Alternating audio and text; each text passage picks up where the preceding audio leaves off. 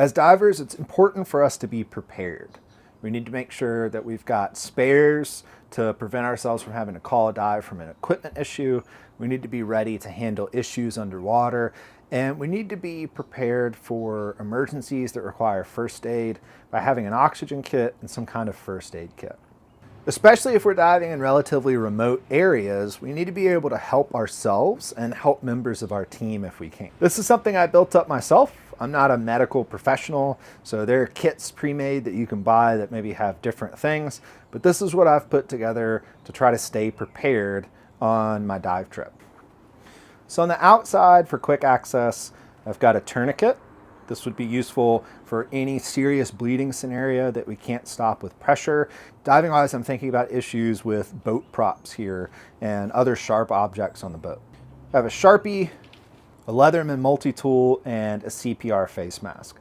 This is just in general to have, and the CPR face mask would obviously be for CPR. So inside the kit, we want to be able to solve major issues that are life-threatening and common minor issues. So first off, we have some duct tape, which is just generally useful. For bleeding control, there's some compression gauze, as well as some normal gauze up here. And that would be for major issues along with the tourniquets. Minor issues, there's some Band-Aids under here, sterile wipes, and some more Band-Aids back here.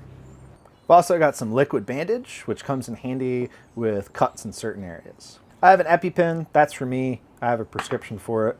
I also have some allergy pills in case I've got any kind of histamine reaction that I can apply there. The pulse oximeter is a great way to monitor what's going on with the individual. We get some good data for this that we could pass on.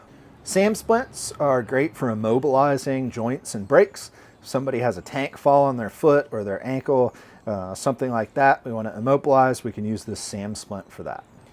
Up top here, I've got some personal protective equipment, some gloves, some tools, which is a pair of scissors, and a pair of tweezers. So all in all, there's a lot of stuff packed into this small case, and this goes in my dry bag. It goes everywhere with me because I want to be prepared and self-sufficient, especially when I'm in remote locations. All of this without training in first aid is just stuff. It's not useful unless we know how to apply it.